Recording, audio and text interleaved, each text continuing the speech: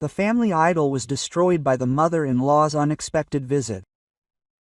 She burst into the apartment triumphantly and declared categorically, "My daughter got her license. Tomorrow she's going to the sea in your car." Quote. The daughter-in-law froze in shock, but the real blow was when the husband, without hesitation, handed over the keys to the car that belonged to his wife. This treacherous scene became the last straw in the young woman's patience. Good day, dear listeners. I am glad to welcome you to my channel. I present to you a new interesting story. Enjoy listening. Masha Kornieva woke up in the middle of the night from the alarm clock and immediately reached for her phone. The banking app showed the treasured figure of 847,000 rubles. There was just a little left to 1,000,000. Another month, a month and a half at most, and she would finally buy her red Hyundai. 2 years ago, when she first went into the car dealership just to look, the salesman Igor Vladimirovich was skeptical. A 26-year-old girl in a worn jacket and ankle boots clearly did not look like a buyer of a brand new Solaris. But Masha was persistent. She wrote down all the specifications, clarified the price, asked for a brochure and, most importantly, sat behind the wheel for a test drive. That's when something clicked in her head. This car had to be hers, definitely red. Definitely with an automatic transmission. Definitely new from the showroom, not a used wreck with a mileage of almost 500,000, but new, with the smell of leather and plastic, with 0 mileage and a warranty. At home, over a dinner of pasta with sausages, she timidly spoke to her husband about buying a car. "Grisha, I thought, what if we buy a car?" Grigory Vasilievich Korniev, a 30-year-old software engineer, didn't even look up from his plate. "For us?" he asked. "Why do I need it? I take the bus fine. The metro, at worst, a taxi, if anything. A car is an extra expense. Gasoline, insurance, repairs, parking. But it's convenient." Masha tried to find arguments. To go to your parents' dacha for groceries if it's raining. "Masha, if you need a car, save up for it yourself," Grigory snapped. "We have a separate budget, remember? Everyone spends their own money on what they need. I don't need a car, so I won't spend money on it." The separate budget was Grisha's idea. They met at the institute, got married 2 years after graduation. Grigory immediately found a good job in an IT company, earned 3 times more than Masha, who got a job as an accountant in a small firm. But when they started talking about the family budget, her husband was categorical. "Why do we need a common pot? Everyone earned, everyone spent. It's fair, isn't it? You advocate for equality." Masha then thought that it's really fair, modern, civilized. They split the rent. Grisha paid half, she paid half. And the same for food. They split the utilities, and each spent the rest on themselves. But their salaries were very different. After all the obligatory expenses, Masha had about 15,000 left to live on, and Grigory had about 50,000. And they spent this money differently too. Grisha bought expensive clothes, quality shoes, went to restaurants with colleagues, ordered sushi home when he was too lazy to cook. He bought himself a new phone every year, expensive headphones, games on Steam. Masha wore out her college jeans, bought sweaters on sales and ate mostly pasta with various additives. Quote, "And you, don't eat rolls?" The husband was surprised, unwrapping another order from Yakatoria. "Expensive," Masha answered honestly, stirring buckwheat with stew. "Grigory, after all my expenses I have 15,000 left for a month. This is for my travel, clothes, cosmetics, medicine, gifts. If I eat rolls, I won't even have enough to buy toothpaste." "Ah," Grisha drawled. "Well then it really is expensive. I was luckier. And he continued to eat rolls for 800 rubles, while his wife dined on buckwheat for 30.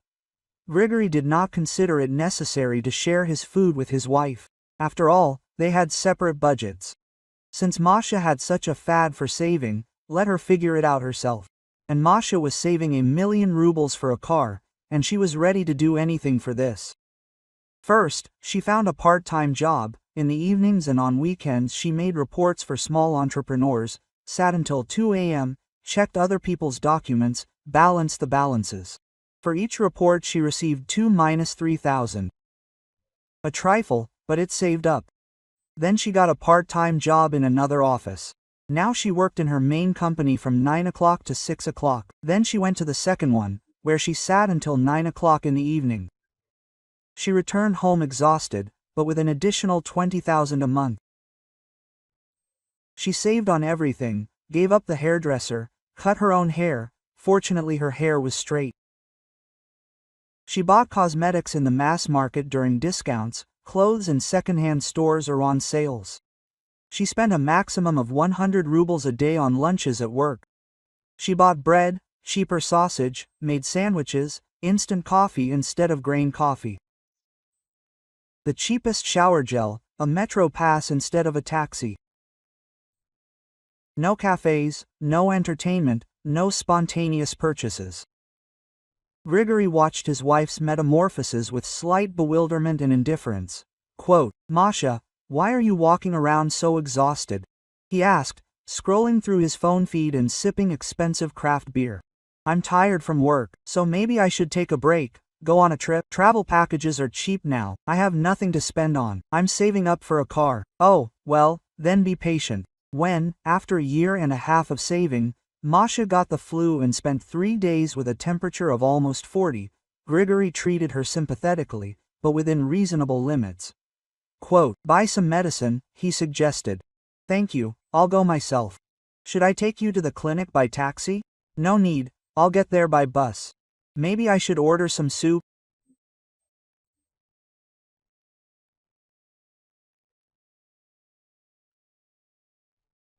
Broth is good for when you're sick.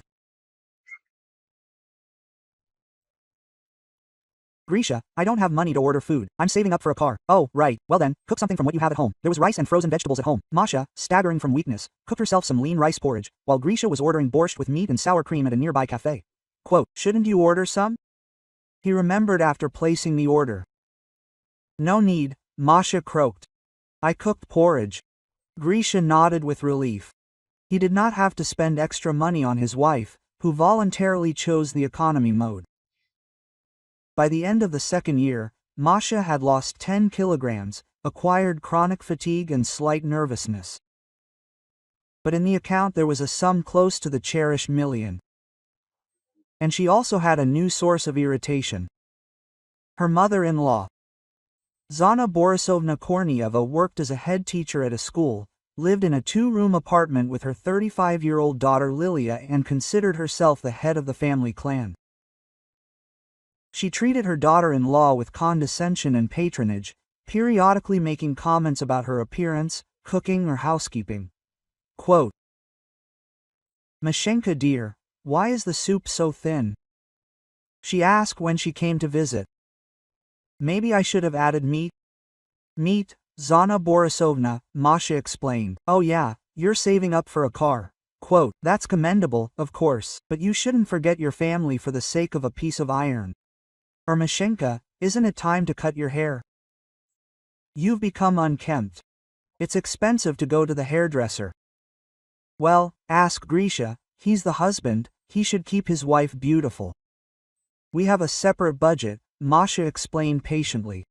What do you mean separate? Zana Borisovna was sincerely surprised. You're a family. My quiet husband always had a common wallet, and Lilechka, when she has a family, will be the same.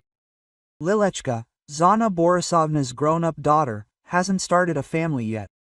She worked as a manager in an insurance company, got a secondary education, but living with her mother was comfortable and economical. No need to cook, no need to wash, no need to clean. Mom does everything herself with pleasure. Lilia had nothing to do with the car. She didn't have a license, no desire to study either. Why, if you can take the bus or ask mom to call a taxi. But the closer it was to buying a car, the more interest Zana Borisovna showed in it. Grishenka, and when Mashenka buys a car, we can use it too, she found out from her son. Well, of course, Mom, we are a family. Great, otherwise, it is inconvenient to get to Aunt Raya's dacha. On buses with transfers, and by car it is beautiful. Zana Borisovna, Masha timidly intervened. But I am buying the car with my own money.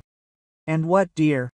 Money is money, and family is family. Are you really going to refuse to take your mother-in-law to the dacha or your grandson to the clinic? Quote, the grandson is the son of Zana Borisovna's youngest daughter, who lived separately with her husband and child. 8-year-old Artyom was often ill, and his grandmother regularly took him to doctors, sometimes to different parts of the city. Yes, I do not mind helping, Masha justified herself. It's just that the car will be mine. Of course, yours, my dear, Zana Borisovna generously agreed.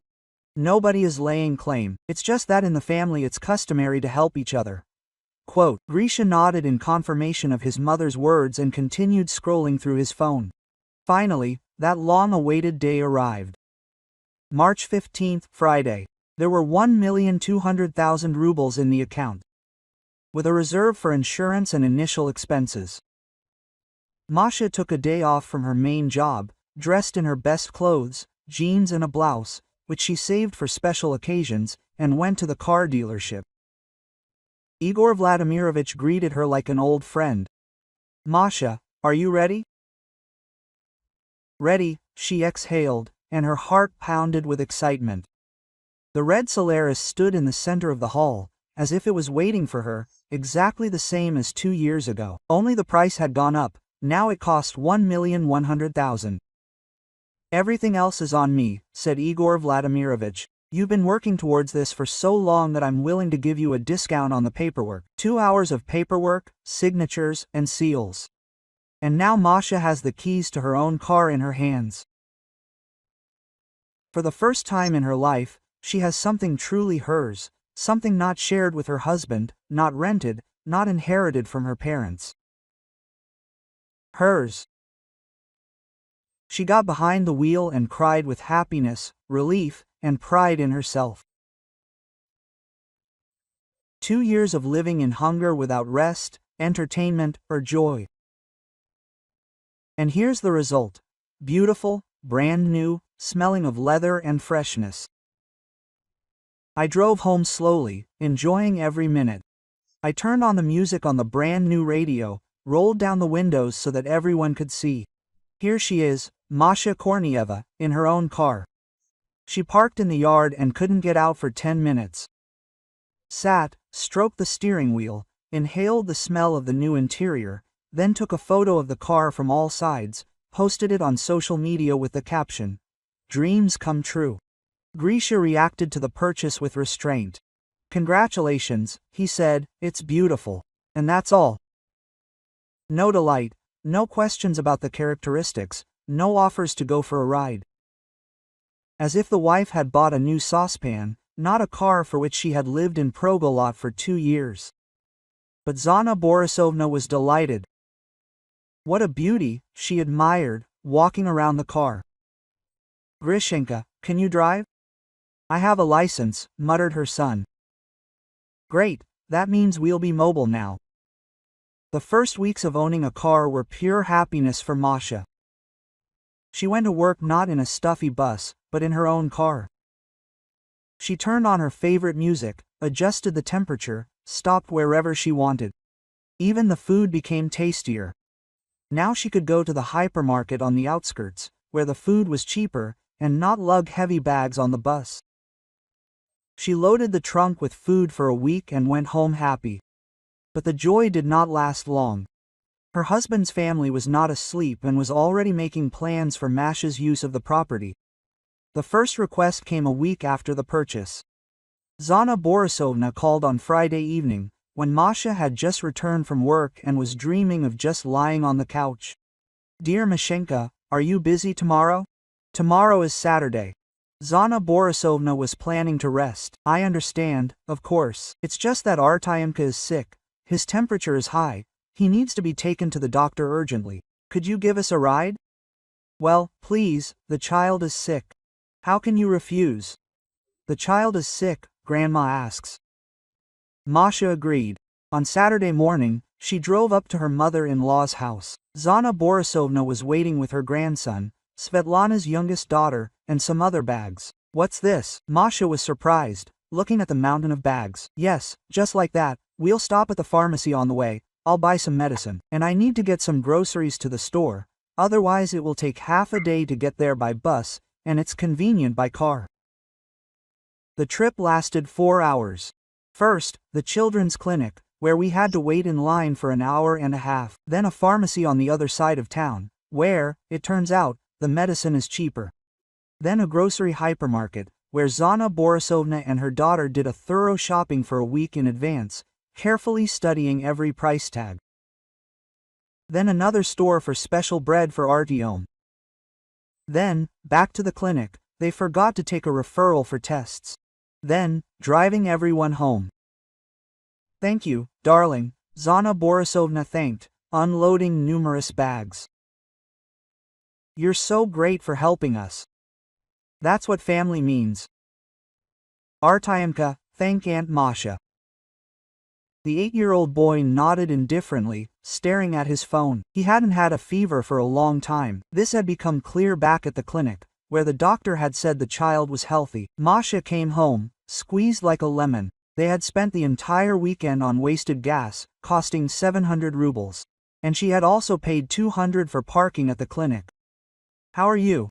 Grisha asked, without looking up from his computer. I drove your mother and nephew to doctors and stores. Oh, right. And I'm playing a new game. It's cool. I've already completed level 5. There was no offer to compensate for the gas or at least thank the wife for the wasted weekend. 2 weeks later, the request came again. This time, Lilia needed to go to her friend's dacha to urgently look at the contract. It takes 2 hours by bus with transfers, and only 40 minutes by car. Mashenka, you won't refuse, will you? Zana Borisovna asked affectionately. This contract is very important to Lilechka. Her career is being decided. Masha went. The dacha turned out to be 40 kilometers from the city along a broken dirt road. There was no contract there, just a hen party with shashlik and wine. Lilia cheerfully asked to pick her up in an hour, and she went to her friends. Masha spent 4 hours in the car on the street, because she was not invited to visit. She read a book, listened to music, dozed. When she finally picked Lilia up, she was pretty tipsy and complained about life the whole way. Are you okay, Masha? She grumbled. I found a husband, got married. And I'm already 35 and have no one. Only goats around. Lil, maybe you're meeting people in the wrong place? And where to meet people? There are only women at work. I'm too lazy to go to the gym. Mom says, when we have a car, then it will be easier to meet people. We can go to the seaside by car, and to the theater, and in general. And when will you get a car? Well, yours is ours now. Mom says that everything in the family is shared. They returned home at 10:30 in the evening. Lilia kissed Masha on the cheek and ran off to her mother to report on the trip. And Masha calculated the expenses. 800 rubles for gasoline, the whole day off, plus stress. But this was only the beginning. A month later, the operating mode reached industrial proportions. Zana Borisovna made plans for the week ahead, and Masha figured in them as a full-time driver. Mashenka, take Artyom to his tutor on Monday. Svetlana is busy at work, and it's hard for him to take the bus with his school bag. But Zana Borisovna, I work too. Well, ask to leave for an hour. The bosses are understanding. On Wednesday, I had to go with Lilia to IKEA to buy shelves for the bathroom. On Friday, take Zana Borisovna to my cousin's dacha, and pick her up on Saturday. On Sunday, the family goes to the mall. Zana Borisovna, Masha tried to object, maybe you should buy your own car, otherwise it turns out that all I do is buy gasoline. My dear, the mother-in-law explained patiently, why do we need 2 cars in the family? It's wasteful. We're harming the environment, throwing money away. No one really knows how to drive except Grisha. And Grisha is busy at work, making a career. But your job is easier, your schedule is more flexible. So it turns out that you are our family driver. An honorable mission. Masha wanted to say that she does not have a flexible schedule, that she works 2 jobs from morning until night, that gasoline and car maintenance cost money that she earned with hard work.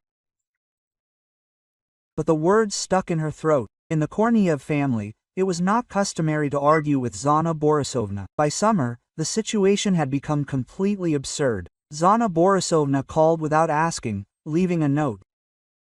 Mashenka, come by tomorrow at 3 o'clock. We need to go to the furniture center. Lilechka has found a sofa, but I have to work until 6 o'clock tomorrow. Well, ask for a day off or ask for a few hours. Family is more important than work. And how about public transport? It's a long way to go, 3 transfers. You won't refuse us such a trifle, will you? Masha took a day off at her own expense and took Lilia to choose a sofa. 3 furniture centers, 5 hours of time, and in the end we didn't buy anything.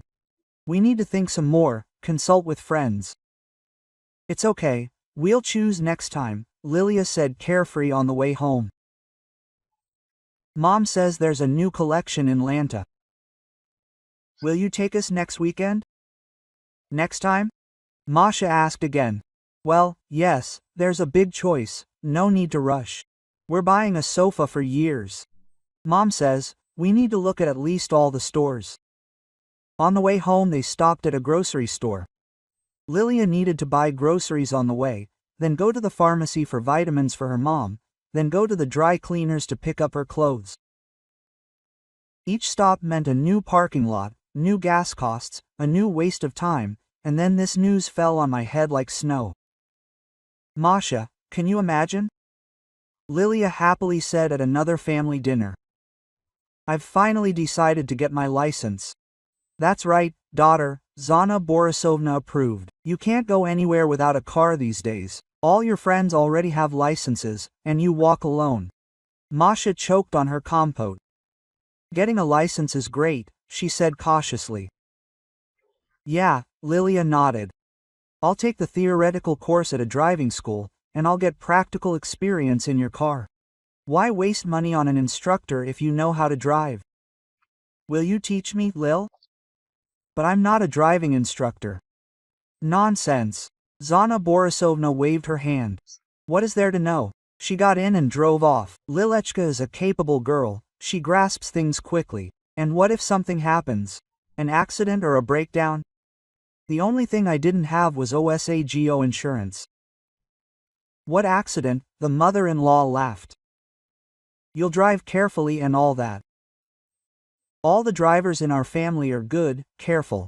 Grisha nodded, agreeing with his mother, and at the same time scrolled through his Instagram feed. Grisha, Masha turned to him. What do you think? What is there to think about? The husband shrugged. My sister wants to study. Let her study. You are not greedy. Not greedy. Masha lived in hunger for 2 years, worked herself to the point of exhaustion, denied herself everything for the sake of this car, and now they call her greedy if she does not want to give the car to be torn apart by a novice driver. Lilia signed up for a theoretical course at a driving school and began to study the rules of the road, and scheduled practical classes for every weekend. Masha, tomorrow at 10 a.m. we will go to the testing ground, she commanded on Friday evening. I need to practice starting from a standstill. The training ground was half an hour away outside the city. Masha got up at 8 o'clock on Saturday morning, had a quick breakfast and went to pick up Lilia. Then an hour and a half of torment on the training ground. The training was going hard. Lilia was nervous, confused the pedals, stalled at every start. Masha was also nervous, imagining what would happen to the gearbox. Release the clutch more smoothly, she shouted. I'll do it smoothly, Lilia snapped and abruptly released the pedal. The car jerked and stalled. Lil, you can't do that. You'll burn the clutch. I won't burn anything, you just don't explain well. Quote, at driving school, the instructor explains normally, and you just yell. No, I'm not yelling. I'm trying to explain. Yelling, Mom is right. You've become angry and greedy. After each lesson like this, Masha returned home with a migraine and a nervous tic, and Lilia complained to her mother that her daughter-in-law was offending her and yelling. Mashenka, Zana Borisovna scolded, why are you barking at the girl? Lilechka is already worried and anxious, and you're still getting on her nerves. Zana Borisovna, but she's a newbie. If she does something wrong, my car will suffer. Nothing will happen to your car. It's iron, Japanese, but you need to support your sister-in-law, and not nag her over trifles. After a month of such lessons, Masha developed a strong aversion to weekends. And Lilia still couldn't master even basic driving skills. Maybe with an instructor after all, Masha suggested timidly. Why waste money? Zana Borisovna was indignant. We have a car and a driver, it's a family business. And then new news broke. In August, Lilia finally passed the traffic police exams on the 5th try, but she passed and received a driver's license. Hooray! She rejoiced, waving the pink document. Now I'm a driver too. Mom, now we can make plans for the vacation. What plans? Masha asked cautiously. Well, what plans? Zana Borisovna was surprised. Lilechka has dreamed of going to the sea by car for so many years, and now she can. I'll buy her a ticket as a gift for her license, and she will go in your car. Beauty. In my car. Masha felt something go cold inside. And what else? Her mother-in-law shrugged. We don't have any other cars. The girl will relax for a week on the Black Sea. She deserved it. But, Zana Borisovna, Lilia just got her license. She has almost no driving experience. Nonsense. She passed the exams, which means she knows how to drive, and experience comes with practice. But what if something happens on the road? A breakdown, an accident. Why are you acting like a nutcase? Zana Borisovna waved her hand. Lilechka is careful, not a reckless driver, she will get there fine. Masha looked at her husband in the hope of support, but Grigory, as always, supported his mother. Masha, why are you worried? Lilia is not stupid, she will drive carefully, and at the same time she will gain experience. At my expense and at my risk, Masha said quietly. Don't be selfish, her husband waved his hand. Family is more important than money. Quote, Masha understood that a serious conflict was brewing, but she kept quiet for now, hoping that common sense would prevail. However, Zana Borisovna was already in full swing planning the trip, choosing a resort and calculating the cost of gasoline and accommodation. They planned to refuel at the car's expense. An ironclad argument. The car is yours. By mid-August, Lilia's plans for a trip to the sea were finally finalized. Zana Borisovna bought a ticket to Gelendzhik for a week, booked a hotel and planned a route. All this was discussed at family dinners in the presence of Masha, as if her consent was self-evident. Lilechka will go through Rostov, Zana Borisovna said, looking at the map. The road is better there, she can drive 100 kilometers in a day. She's young and hardy. Mom, maybe I'd better go by plane? Lilia suggested timidly, or else I might get tired while driving. What are you saying, daughter? Quote, her mother was indignant. The plane is expensive, and the luggage is limited. But with a car, you can take more things and stop wherever you want. Freedom. Zana Borisovna, Masha intervened. Aren't you afraid to let Lilia go on such a long trip? She just got her license. What's there to be afraid of? Quote, her mother-in-law was surprised. The roads are good now, there's a navigator, she'll get there fine. But what if something happens to the car? What will happen?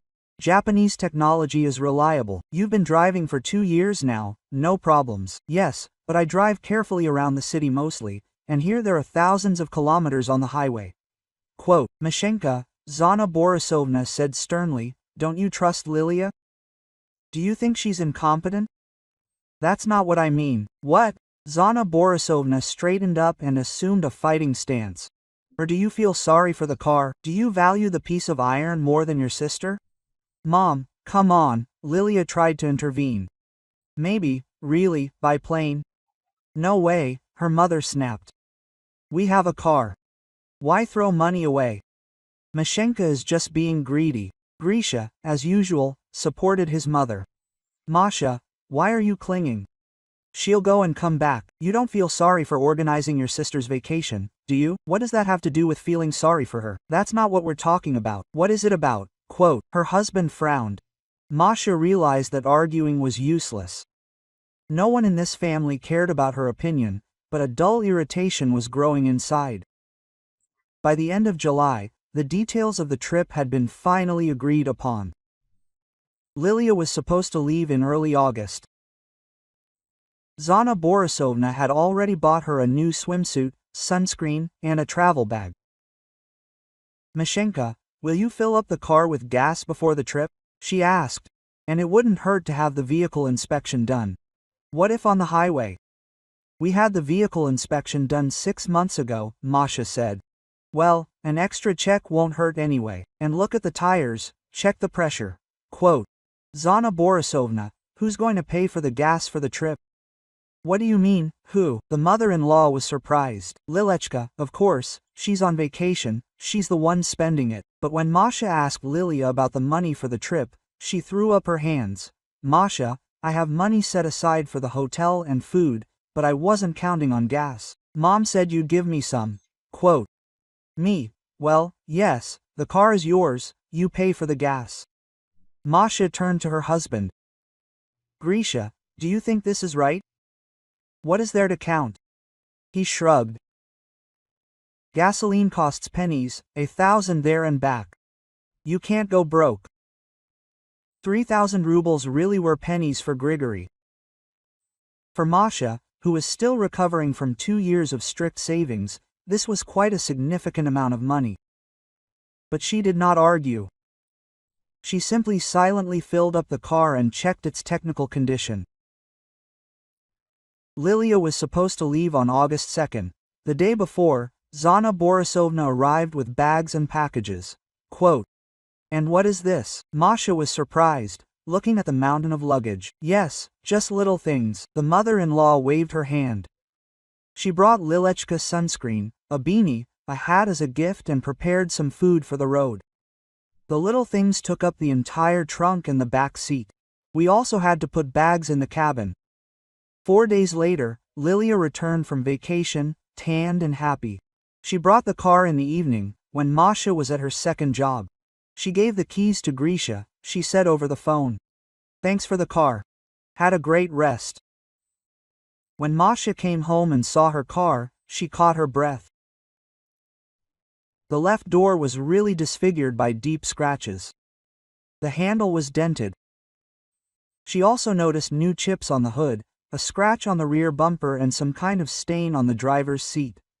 Quote, Grisha. She called her husband. Did you see what condition the car was in when they brought it? I saw it, he answered indifferently. Well, it's a little scratched, but not fatal. The repairs will cost at least 30,000. But you'll fix it, it's your car. Masha realized that the conversation was useless. Her husband, as always, supported his family. The next day, Zana Borisovna called. Mashenka, darling, I was thinking, what if we now regularly go to the sea in your car? Lilechka had such a good rest, she really looked younger. I bought her another ticket for October. For October? Masha felt everything inside her break. Well, yes, in the velvet season. The sun is not so hot, it's more pleasant to rest and cheaper, by the way. She'll go for a week. She liked it so much. Zana Borisovna, but the car needs to be repaired first. And why? It drives fine. Scratches don't spoil the appearance much, and it's better to spend the money on repairs on something useful. But corrosion, what corrosion? The car is Japanese, it rusts. And Lilechka needs rest. She gets so tired at work, constant stress, she needs to take care of her health. And then something happened that Zana Borisovna did not expect at all. Masha hung up. For the first time in all the years of their acquaintance, the daughter-in-law hung up without listening to her mother-in-law's speech to the end. Masha waited for her beauty from the car service for almost a month. Knowing that the car was being repaired, her relatives did not bother her, and she calmed down. Maybe they would finally leave her alone. But in mid-October, when a satisfied Masha drove her car home, the unexpected happened. A whole family council was waiting for her in the apartment. "Mashenka, sit down," the mother-in-law said solemnly. "We conferred here and decided. Lilechka needs a vacation. Her trip is paid for. There's money for pocket money. All that's left is to pick up the car." Quote, "What vacation?" Masha asked quietly. The girl deserved a week at the seaside in Sochi. She's tired from work. Zana Borisovna. Masha felt something cold and angry growing inside her. "And who asked for my consent?" "What consent?" The mother-in-law was sincerely surprised. "Consent for what?" "For anyone who wants to use my car." "Mashenka, what are you saying?" Zana Borisovna was indignant. "We are a family. In a family, everything is shared." Family.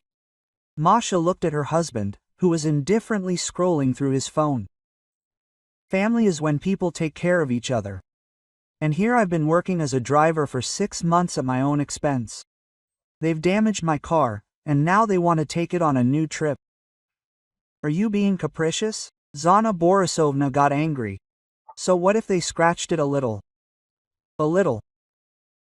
Masha felt her voice ringing with anger. "I was repairing it month, Mashenka," Zana Borisovna said reproachfully. "You've become some kind of greedy. You weren't like this before." "Greedy?" Masha laughed, and it was an unpleasant laugh. "I am greedy." "Well, yes," nodded her mother-in-law. "You feel sorry for the piece of iron, and the family is on the side. That's wrong, Grisha." Masha turned to her husband. "And what will you say?" Grigory looked up from the phone. "And what will I say? Mom is right. Don't be greedy. Lilka will go and come back," and he demonstratively extended his hand, demanding the keys from his wife. But then something happened that no one expected. Something in Masha finally snapped.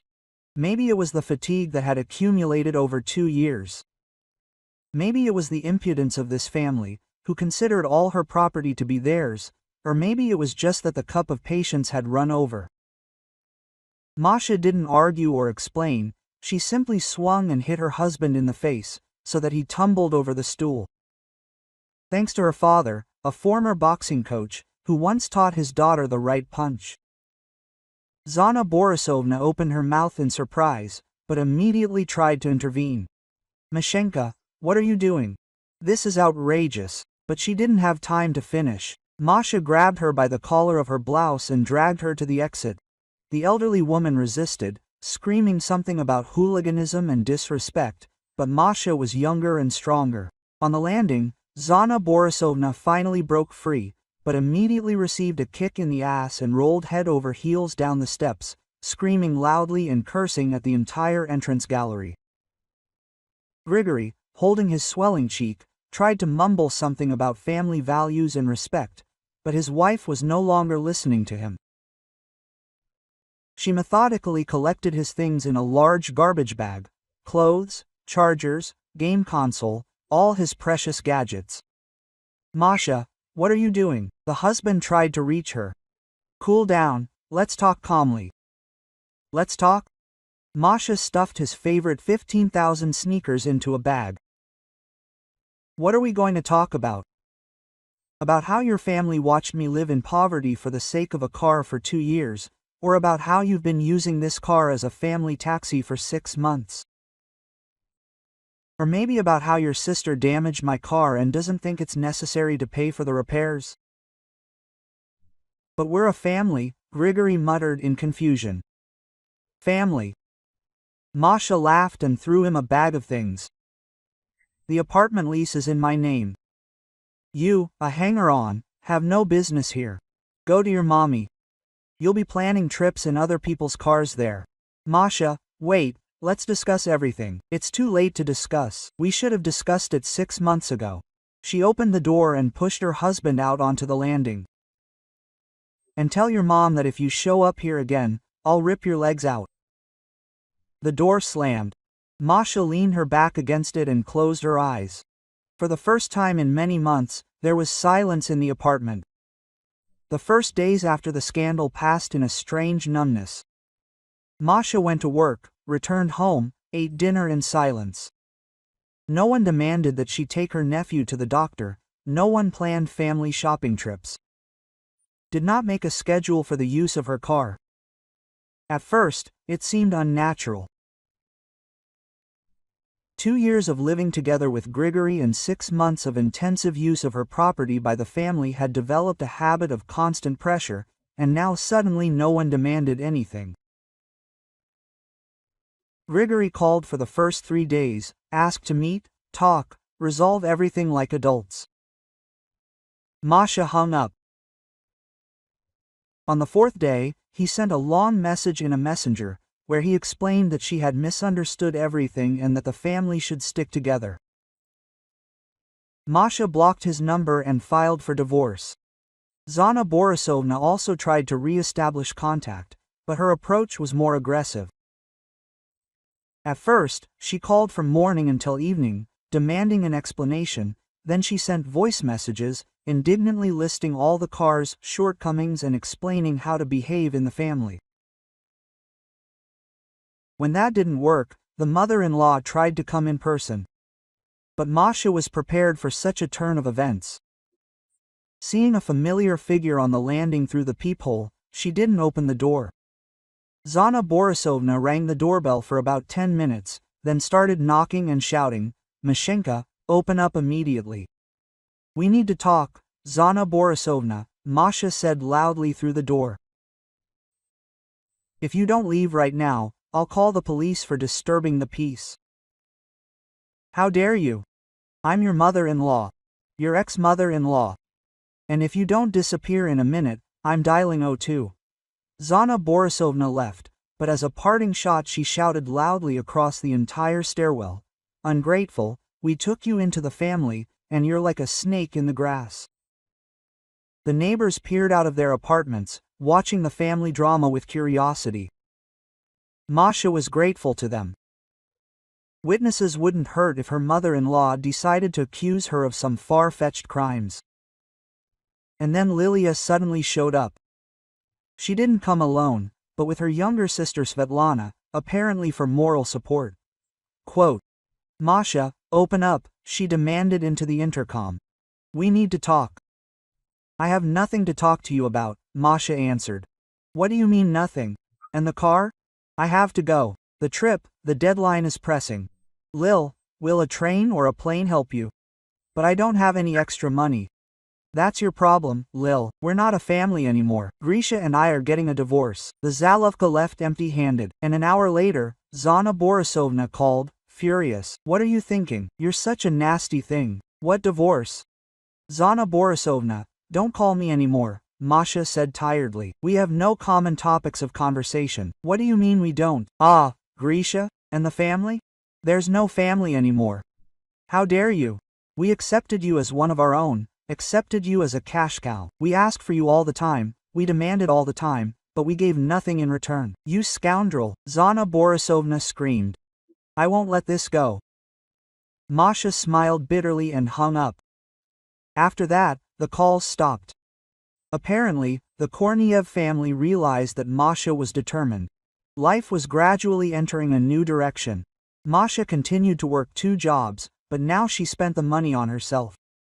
She bought herself nice clothes and had lunch at a restaurant for the first time in a long time. Yes, she had repaired the car at her own expense, but now every trip was a joy. No one demanded that she go to an unknown destination, no one filled the car with other people's things, no one dictated routes. She quickly filed for divorce. Grigory did not object. There was almost no common property, and no children either. There was nothing to divide except for the furniture in the rented apartment.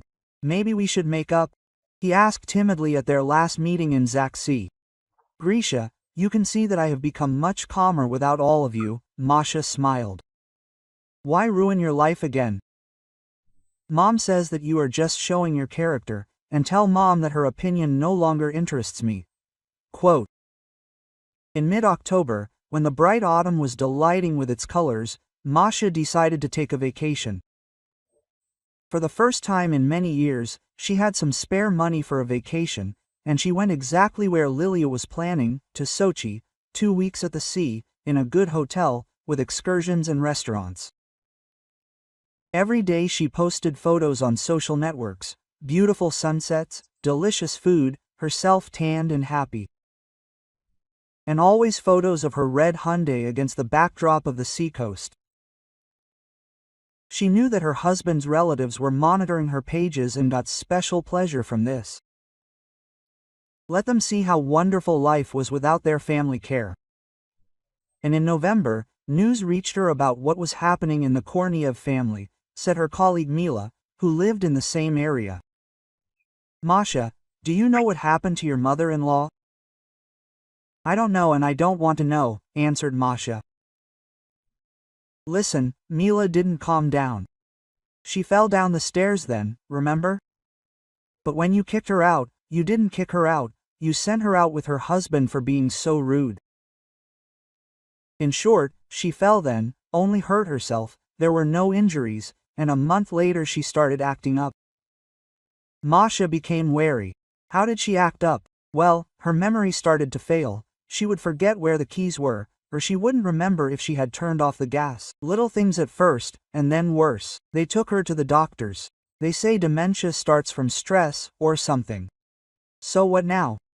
What? Her daughters are suffering from her, and her mother is getting worse. She would put something on the stove and forget, or leave the door open. Masha was silent, digesting the information. And Grigory, how? She finally asked.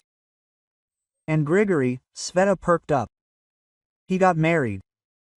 He got married quickly.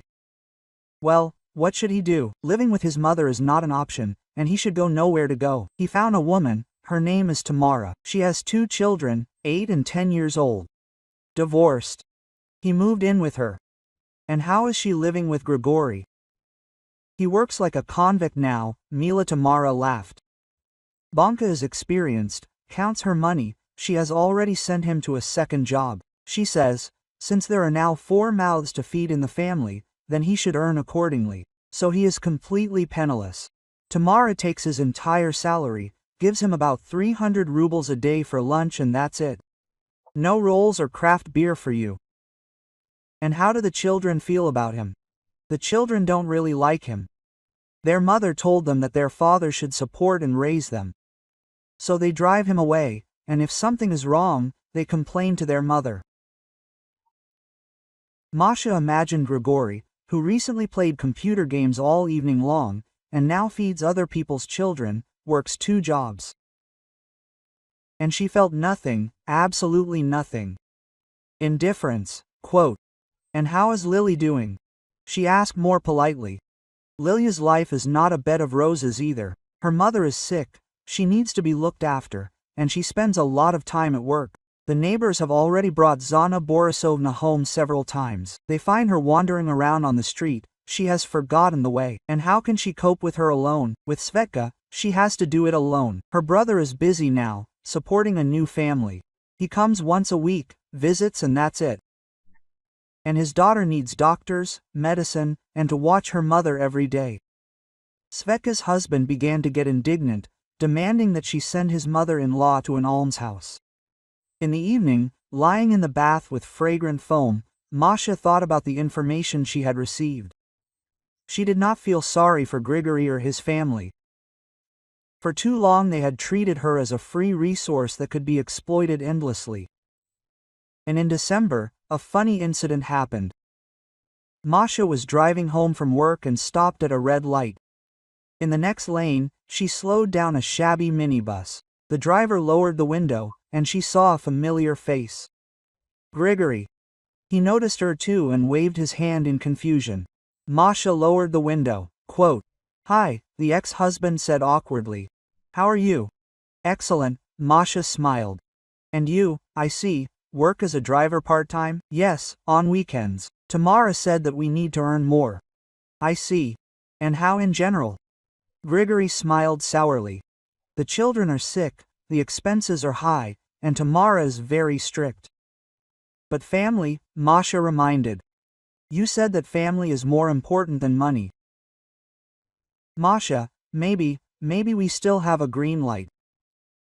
Masha put the car into gear and waved to her ex-husband. Good luck, Grisha, take care of the family. And she drove away, leaving him in the exhaust fumes of the minibus. Masha celebrated the new year with colleagues in a restaurant. For the first time in many years, she had a beautiful dress, a professional manicure and money for good champagne. She danced until the morning, laughed, felt alive and free. And in January, Mila brought the latest news. Your mother-in-law has become really bad. Svetka spat on her mother, refused to help her sister. Family is more important. And what will happen? What next? What will happen? Lilia thinks about sending her mother to a boarding school, but there is a long waiting list and a lot of money is needed. And Grigory won't help? Where does he get the money? Tamara takes every penny. She says that his mother is not her problem. Masha nodded. Tamara was absolutely right about that. In the spring, Masha bought herself a summer house, small but cozy, an hour's drive from the city. She spent weekends there, planted flowers, read books in the hammock. Life was getting better. Masha began to think about the first payment on the mortgage. Sometimes she met acquaintances in the yard who asked about Grigory. She told him briefly, quote, "We got divorced, he lives with his new wife." She didn't discuss the details. Don't you regret it? Asked the neighbor Aunt Klava. What is there to regret? Masha was sincerely surprised. Well, Aunt Klava destroyed the family. And what kind of family was it if the husband, like the wife, was completely crazy and considered it normal? If the mother-in-law used my property as if it were her own, if they only demanded everything, and gave nothing in return. Well, but relatives are different. There are those who support and help, and there are those who suck the juices. It is better to stay away from the latter. In August, exactly a year after that memorable scandal, Masha took a vacation and went to Europe. 2 weeks in the cities of Italy in her own car. Venice, Florence, Rome. Every day new impressions, new acquaintances, new discoveries. Photos from the trip created a furor among acquaintances. Friends were jealous, colleagues admired, men showed interest in such an independent and successful woman. And when I returned, I found out that Zana Borisovna had died. She left so quietly, said a neighbor. She fell asleep and did not wake up. The heart says, when is the funeral? Tomorrow. Lilia is walking around completely exhausted, and Grigory is collecting money for wreaths. Masha didn't go to the funeral. Not out of anger, she just didn't see the point. Zana Borisovna was part of her past life, which she consciously refused. And a month later, she met Lilia. Masha was leaving the supermarket and ran into her former stallholder at the entrance. Lilia looked terrible, aged, exhausted, in cheap clothes. Seeing Masha, she stopped dead in her tracks. Hello, Lilia said awkwardly. Hello, Masha replied. My condolences about Mom. Thank you. Lilia looked at Masha's car, at her beautiful clothes, at her tanned face. You look good. Life is getting better little by little. And I, Lilia, suddenly started crying. Masha, can I ask you for something? I'm listening. Can you give me a ride home? It's hard to take the bus, my bags are heavy. Masha looked at her carefully. A year ago, Lilia had asked for a car for a trip to the sea, and now she asks for a ride home. Quote, Lil, where is your car? You got your license, right? What kind of car? Lilia sobbed. How can I buy it? My salary is small, They don't give loans. Bad credit history. And Grigory won't help? Grisha can barely make ends meet himself. Tamara keeps him on a short leash. Masha thought for a second, then shook her head. Quote, sorry, Lil, but we're not on the same path. Good luck to you, Masha. Please, Lilia begged in memory of the past times. No, Lil, I have things to do. And Masha left, leaving her former girlfriend at the bus stop with heavy bags. Not from the place, just because she understood. Give me your finger. They'll bite off your hand. Some people take someone else's kindness for weakness. And the only way to deal with them is to say a harsh, no.